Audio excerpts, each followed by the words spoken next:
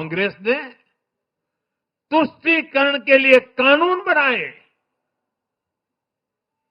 Supreme court के आदेश तक की परवाह नहीं की। इसका एक उदाहरण वक्फ बोर्ड है। नमस्कार, एनएमएफ न्यूज देख रहे हैं आप और मैं हूं आपके साथ वागीशा पांडे। महाराष्ट्र चुनाव की जीत के बाद प्रधानमंत्री नरेंद्र मोदी ने बीजेपी कार्यकर्ताओं को संबोधित किया और एक नया जोश भरा। कार्यकर्ताओं को संबोधित करते हुए प्रधानमंत्री नरेंद्र मोदी ने वक्फ बोर्ड पर बयान दिया। उन्होंने कहा कि वक्फ बोर्ड कोई चीज नहीं है, कांग्रेस ने तुष्टीकरण के लिए कानून बनाया। जैसे ही प्रधानमंत्री नरेंद्र मोदी ने बयान दिया तो मौलाना मदनी बौखला गए और कहने लगे कि कल से प्रधानमंत्री मोदी कह देंगे कि नमाज का कोई दस्तूर नहीं। इसी पर हम चर्चा करेंगे। पंकज प्रसून जी हमारे साथ जुड़े हुए वरिष्ठ पत्रकार है। बहुत बहुत स्वागत है सर आपका। महाराष्ट्र चुनाव हुआ, काफी अच्छी जीत हुई बीजेपी की हम कहें, लेकिन जो लोग प्रचार प्रसार कर रहे थे और लगातार इंडिया अलायंस को समर्थन दे रहे थे, वो लोग की बौखलाहट सामने आ रही है। नहीं, मौलाना मदनी ने जो कल पटना में थे वो और जमीयत उलेमा का वहाँ बहुत बड़ा सम्मेलन हुआ बापू सभागार में, और वहीं पे बयान दिया है कि प्रधानमंत्री आज बोल रहे हैं कि वक्फ बोर्ड का संविधान में कोई प्रोविज़न नहीं है और फिर इसी वजह से नमाज भी नहीं करने देंगे, ज़कात भी नहीं करने। देखिए, वक्फ से किसी को एतराज़ नहीं है, दान देना बहुत अच्छी बात है, लेकिन उस दी हुई प्रॉपर्टी का आप क्या कर रहे हैं इस पे एतराज़ है। अगर मान लिया कि मैं एक अच्छा मुसलमान हूँ और मैंने वक्फ कर दी अपनी प्रॉपर्टी को, और वो प्रॉपर्टी वक्फ क्यों की है? ताकि अल्लाह के काम आ सके, इस्लाम के काम आ सके। और हो क्या रहा है कि मदनी, उनके भाई, उनके चाचा, कुछ मौलाना उस पर कब्जा करके बैठ गए, उससे किराया वसूल रहे। एतराज़ मेरे वक्फ करने से है या उनके किराया वसूलने से, ये समझने की ज़रूरत है।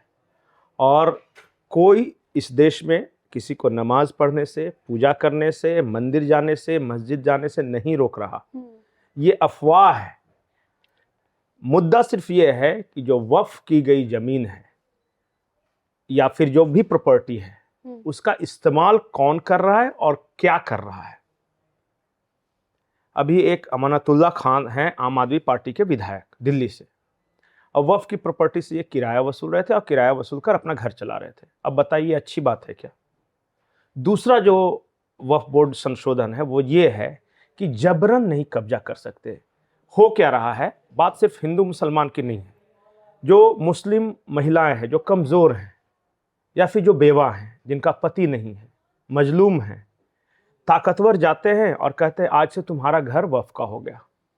वो बेचारी के पास जाने का कोई ऑप्शन नहीं है, कोर्ट नहीं जा सकती, वो न इनसे लड़ सकती है न कोर्ट जा सकती है। बताइए वो क्या करेगी? सही है। तो उस पे प्रॉपर्टी पे कब्जा नहीं होगा, लैंड माफिया नहीं पैदा होने देंगे वक्फ के नाम पे। आपने देखा होगा जहां तहां मजार बना दिया, सरकारी जमीनों पर बना दिया, रेलवे की जमीनों पर बना दिया, फॉरेस्ट विभाग का जो लैंड है वहां पे बना दिया। ऐसे नहीं चल सकता ना, कोई तो नियम कायदा होना चाहिए ना। कोई भी आता है और कहता है वक्फ की जमीन है। हाँ, और सबसे बड़ी बात है कि वो कहता है और ऐसा कानून बना दिया गया है कि आपको मानना पड़ेगा। मतलब आपको अगर मान लिया कि मेरा एक मकान है और कल को कोई कह दिया कि ये मकान आपका वक्फ का है, तो मुझे पता है कहाँ जाना पड़ेगा। वो वक्फ बोर्ड में जो उनका जो आर्बिट्रेशन होता है उसी में जाना पड़ेगा, जहाँ ऑलरेडी यही मुल्ला बैठे हुए हैं जो कि कब्जा कर रहे हैं। अब बताइए वो फैसला करेंगे आपके पक्ष में? तो पहले तो ये वक्फ कानून में यही संशोधन है। वक्फ करने पे किस तरह की रोक नहीं है। ये अफवाह जिस तरह का फैला रहे हैं कि आपकी मस्जिदें चली जाएगी, आपका कब्रिस्तान चला जाएगा, कुछ नहीं जाने वाला। इन मौलानाओं के दुकान की आमदनी कम हो जाएगी। सिर्फ इन्होंने जो दुकान खोल के रखा है ना, उसकी आमदनी कमी हो जाएगी। इन्होंने जो जबरन कब्जा किया है गरीब मुसलमानों के, अब बताइए, वही डर है इन लोगों को। तो ये अपने लिए लड़ रहे हैं, ये आम मुसलमानों के लिए नहीं लड़ रहे हैं। मैं बार बार एक बात बोलता हूं कि ये जो मुल्ले मौलाना हैं, इनके पास कहां से इतनी संपत्ति आती है? कोई बताए ना। ये जो बरेली वाला है तौकीर रजा, इसकी बेटी स्वीडन में पढ़ रही है, MBA कर रही है, और यहाँ मुसलमान बेटियों को कह रहा है कि शिक्षा नहीं ग्रहण करो, क्योंकि शिक्षा आप जैसे ही पढ़ जाती हैं बेटियां तो वो इस्लाम से महरूफ हो जाती है, मतलब कट जाती हैं, दूर चली जाती हैं। तो गरीबों के बाल बच्चों के लिए शिक्षा नहीं लेनी चाहिए, टीवी नहीं देखना चाहिए, वो मतलब फैशन नहीं करे, वो विमान नहीं उड़ाए, अब अपनी बेटी इनकी सिर्फ करे। लड़ाई वहां पे है। कल मैं देख रही थी कि 3 मौलाना हेलीकॉप्टर में प्रचार कर रहे हैं महाराष्ट्र नहीं, ये नोमानी साहब हैं नोमानी ये। साहब ही, हाँ, हाँ। इन्होंने क्या किया कि बोल दिया कि हम सारे मुसलमान इनका इंडिया गठबंधन का समर्थन करें, और 266 या 269 की एक लिस्ट थमा दी कि इन सीटों पे हम इंडिया का समर्थन कर रहे हैं। अब शरद पवार उद्धव ठाकरे को लगा कि भाई इनकी पकड़ होगी, तो इन्होंने बकायदा हेलीकॉप्टर दिया और हेलीकॉप्टर से उड़कर प्रचार कर रहे थे ये और क्या इंडिया गठबंधन के लिए। और रिजल्ट देखिए, ये नोमानी हो या मदनी हो बरेलवी या तौकीर रजा हो, ये सब आम मुसलमानों के लिए नहीं लड़ रहे, ये सब अपनी प्रॉपर्टी बचाने के लिए, अपने इनकम को बचाने के लिए लड़ रहे हैं। और वक्फ से इन्हें समस्या है, आम लोगों को क्या समस्या है बताइए। वो आज भी अगर अपनी इच्छा से कोई ज़कात करता है, अरे ये सरकार तो ऐसी है ना कि जब हज को लिए जाते थे तो हज का कोटा बढ़वाया, अभी बढ़वाया सऊदी अरब की सरकार से कहकर कोटा बढ़ाया। देखिए ना, शिंदे ये मुसलमानों के खिलाफ कैसे हो सकते हैं? जिसने सबसे ज्यादा आजाद भारत के इतिहास में सबसे ज्यादा वजीफे दिए, स्कॉलरशिप मुसलमानों को दिए ताकि वो पढ़ सके, वो कैसे खिलाफ हो सकता है? मदरसे टीचर की अभी तनख्वाह बढ़ा दी शिंदे। बिल्कुल बिल्कुल। शिंदे ने, देखिए, मुसलमानों के खिलाफ सरकार नहीं है। मैं बार बार एक चीज बोलता हूं कि लड़ाई जो है वो अल्लाह के इस्लाम और मुल्ला के इस्लाम के बीच है। एक है अल्लाह का इस्लाम, जो कि गरीबों का, जो जरूरतमंद हैं, उनकी मदद की बात करता है, उनकी भलाई की बात करता है, जो कहता है कि सूदखोरी खराब चीज है और ये सूद पे पैसे लगा के बैठे हैं। सही बात है। तो एक मुल्ला का इस्लाम है, एक अल्लाह का इस्लाम है। अल्लाह का इस्लाम से किसी को कोई समस्या नहीं, वो कह रहे हैं ये मुल्ले के इस्लाम से समस्या है। और ये सब अपनी अपनी दुकान खोल के बैठे हैं। मैं आपको शायद जानकारी नहीं होगी, दिल्ली का सबसे पॉश इलाका है आईटीओ। हाँ। आईटीओ में पता है, वक्फ की जमीन पर ये दोनों मदनी भाई आलीशान बिल्डिंगें बना के अपना ऑफिस बना के रखा है। अब बताइए, मैं बता दे, चैलेंज कर दे कि मैं गलत बोल रहा हूं। आईटीओ जैसे पॉश इलाके की सबसे पॉश बिल्डिंग में ये दोनों भाई बैठते हैं, कहते हैं हमारी प्रॉपर्टी है, हम चला रहे हैं। आईटीओ जैसे इलाके में, हाँ, और वो वक्फ की गई है, वो इस्लाम की खिदमत के लिए की गई थी कि इन दोनों भाइयों के ऑफिस स्पेस के लिए। आप बताइए, मैं तो नाम लेकर बता रहा हूं, अमानतुल्लाह खां, ये मदनी के बारे में बता रहा हूं। तौकीर रजा की समस्या पता है क्या है? उन्होंने बरेली में क्यों हिंसा करवाई थी? उनका एक भतीजा है, अपना घर बना लिया और उसके बाद उसने अतिक्रमण कर लिया, बाउंड्री मार दिया सरकारी जमीन पर। जो अतिक्रमण हटाने वाले आए वो इसके घर को नहीं छू रहे थे क्योंकि इसकी प्राइवेट प्रॉपर्टी है। वो जो अतिक्रमण किया था उस बाउंड्री वॉल को गिरा रहे थे, ये कह रहे थे सारे मुसलमान अब पथराव करो। ये चल रहा है इस देश में। और अफवाह फैलाना, झूठ बोलना, बरगलाना, भ्रमित करना, ये कर रहे हैं आम मुसलमानों को, जिस बेचारे को नहीं पता तुम्हारी मस्जिदें चली जाएगी, बल्कि जाएगी इनकी प्रॉपर्टी जाएगी। और सबसे बड़ी बात, ये फायदा उठा रहे हैं। मैं बार बार बोलता हूं, इस देश के 15% अशराफ लोगों के पास, पूरे मुसलमानों का पास जितनी प्रॉपर्टी है, पैसा है, उसका 85% इन 15% के पास। और जो 85% मुसलमान हैं जो कि गंदी बस्तियों में रह रहे हैं, पता चला कि गटर के ऊपर जो है वहां पे झोपड़ियां बना कर रह रहे, पाइपलाइन के ऊपर रह रहे हैं, रेलवे पटरियों पर। हाँ, उनके इन, अच्छा बताइए, ये मदनी, तौकीर रजा, इस तरह के मुल्ले मौलानाओं के बेटे बेटियां पढ़े कॉन्वेंट में, और जब बड़े हो जाए तो पढ़े विदेश में, और आम मुसलमानों को क्या दिया? पंचर की दुकानें, फल बेचने का काम। सही बात है, ये काम है।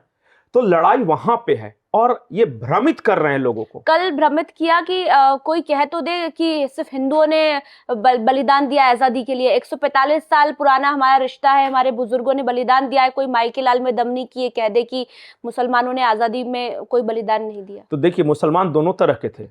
एक अशफाकुल्लाह खां भी थे जिन्होंने देश के लिए कुर्बानी दी, और एक जिन्ना भी थे। तो कौन किसको रिप्रेजेंट कर रहा है आप समझ ले। इस देश ने एपीजे अब्दुल कलाम को पूजा है, जो साइंटिस्ट, पैर छू के प्रणाम करते। मैंने हिंदू बच्चों को, सारे बच्चों को देखा एपीजे अब्दुल कलाम को पैर छू के प्रणाम करते हुए, उन्हें आदर्श बताते हुए। तो इस देश को एपीजे अब्दुल कलाम की जरूरत है, ये मदनी की जरूरत नहीं है। मुसलमान तो दोनों हैं इस देश में। बिल्कुल सही बात है, मुसलमानों का कंट्रीब्यूशन बहुत रहा है। सरहद पे शहीद होने वाले कैप्टन हमीद हैं, सही बात है, उनकी पूजा करता है ये देश। अपनी दुकान के लिए, अपने पर्सनल गेन के लिए आप समाज को अपने साथ मत लपेटो। तो ये कह सकते हैं कि वक्त कल एक और घटना हुई पटना में, जब जमीयत की बैठक चल रही थी, तो वहां से चंद कदम के फासले पर नीतीश कुमार का आवास है। मदनी ने इनवाइट किया कि नीतीश जी आप सेकुलर हो, आ जाओ। तो पूछा गया सीएम दफ्तर से कि एजेंडा क्या है, तो एजेंडा क्या है कि हम वक्फ बोर्ड का विरोध करते हैं, आप भी करो। बोले कि आई एम सॉरी, ये आपकी प्रॉपर्टी बचाने की लड़ाई है, देश की प्रॉपर्टी बचाने की लड़ाई नहीं है। आप अपना आईटीओ वाले बिल्डिंग बचाने के लिए जगह जगह सम्मेलन कर रहे हो। सही बात है। मैं नहीं उसमें हूं। तो आम मुसलमान ये समझें, सबसे पहले आप खुद पढ़िए, बहुत आसान है, ऑनलाइन भी अवेलेबल है। अगर हिंदी पढ़ सकते हैं तो हिंदी में है, उर्दू पढ़ सकते हैं उर्दू में है, अंग्रेजी पढ़ सकते हैं अंग्रेजी में। देखो पहले कि संशोधन क्या है। संशोधन है वक्फ बाय यूजर की इस्तेमाल, वक्फ की प्रॉपर्टी का कौन कर रहा है। अगर आप बच्चों की शिक्षा के लिए, अस्पताल बनाने के लिए, कहां एक भी अस्पताल पे बुलडोजर चल रहा है पूरे देश में? नहीं चला। एक भी स्कूल पे अगर वो अतिक्रमण करके जबरदस्ती बनाया गया तो नहीं, तो अलग बात है। लेकिन वक्फ की प्रॉपर्टी पे अगर कोई स्कूल कॉलेज चल रहा है तो कहां कोई गिरा रहा है? ये बहुत जरूरी है, देश के लिए एक बड़ा खतरा है। यही मैं हर मुसलमान से, इस देश के हर मुसलमान से, आम मुसलमानों से, हाँ, वो चाहता हूं कि वो पढ़ें और जो संशोधन है वो पढ़े। अरे जब जेपीसी बना, ज्वाइंट पार्लियामेंट्री कमेटी, उसमें तो सभी पार्टी के मेंबर थे और जगदम्बिका पाल ने समाज के हर तबके को बुलाया, मुसलमानों को भी बुलाया, इन सबको इनवाइट किया। पर वहां चूंकि तर्क के आधार पर बातचीत होगी तो वहां से तो भाग खड़े होते हैं। तो आम लोगों के बीच जाकर ये अनाउंस कर रहे हैं कि तुम्हारी मस्जिदें चली जाएंगी, तुम्हारा कब्रिस्तान चला जाएगा, तुम्हें नमाज नहीं पढ़ने दिया जाएगा, इस्लाम खतरे में है, आओ हमारे साथ और आके करो क्या, मेरे लिए पत्थरबाजी करो, मेरे लिए पत्थर फेंको, दुकानों में आग लगाओ, बाइक में आग लगाओ। संभल में देखिए ना क्या हाल हो रहा है। मैं तो बार बार बोलता हूं, संभल का सांसद कौन? जियाउर रहमान बर्क। उनके परिवार का कोई सदस्य आया? वो तो रिप्रेजेंटेटिव है ना मुसलमानों के, उनका फर्ज नहीं मस्जिद बचाना। उन्होंने तो कह दिया कि मस्जिद थी, है और रहेगी। नहीं, कहने से क्या होता है? ये जो मरे हैं, पत्थर चलाने आए, आपका या आपके परिवार का कोई सदस्य क्यों नहीं आया वहां? अगर मुसलमान के आप इतने खैर कौन, वहां के विधायक कौन? इकबाल साहब, वो क्यों नहीं आए? उनके परिवार के सदस्य क्यों नहीं आए? मरने के लिए छोड़ देते हैं आम गरीब मुसलमानों को भड़काकर। सही बात कि तुम जाओ, और इनके परिवार के लोग ये ऐश से जिंदगी जी रहे हैं, एसी कमरों में हैं, आपको भड़काने के लिए ट्वीट वगैरह कर देते हैं, फेसबुक कर देंगे, तहरीरें कर देंगे, लेकिन इससे ज्यादा कभी कुछ नहीं करेंगे। और मैं एक बात साफ साफ बोलता हूं, वो 29 परिवार, जो गरीब मुसलमानों के परिवार जिनके खिलाफ एफआईआर हुई, उनकी कोई मदद नहीं करेगा। बर्बाद होंगे वो होंगे। और ये इस देश के जिस दिन आम लोग समझ लें कि लड़ाई अमीर और गरीब की है, 85% संसाधन पे जो 15% लोगों ने कब्जा जमा रखा है, वो बौखलाहट में है। मुल्ले मौलाना और अल्लाह का इस्लाम हमेशा नेक है, अच्छा है। मुल्ला के इस्लाम से बाकी मुसलमानों को अलग हो जाना चाहिए। तो आप लोगों को समझने की जरूरत है। और जैसा कि पंकज जी ने बताया कि आप पढ़िए कि वक्फ है क्या, संशोधन क्या है, उसमें संशोधन क्या बदलाव कर रही है सरकार, ये बहुत जरूरी है। क्योंकि जिस तरह से देश को भड़काया जा रहा है, नफरत फैलाई जा रही है, कहीं ना कहीं आप लोगों को अगर बचना है, और जैसा कि उन्होंने कहा कि लड़ाई गरीब और अमीर की है, तो उसी से आपको बचना है। तो अगर आपको भी ये वीडियो पसंद आए तो इस वीडियो पर ज्यादा से ज्यादा कमेंट कीजिए, इस वीडियो को ज्यादा से ज्यादा शेयर कीजिए। धन्यवाद।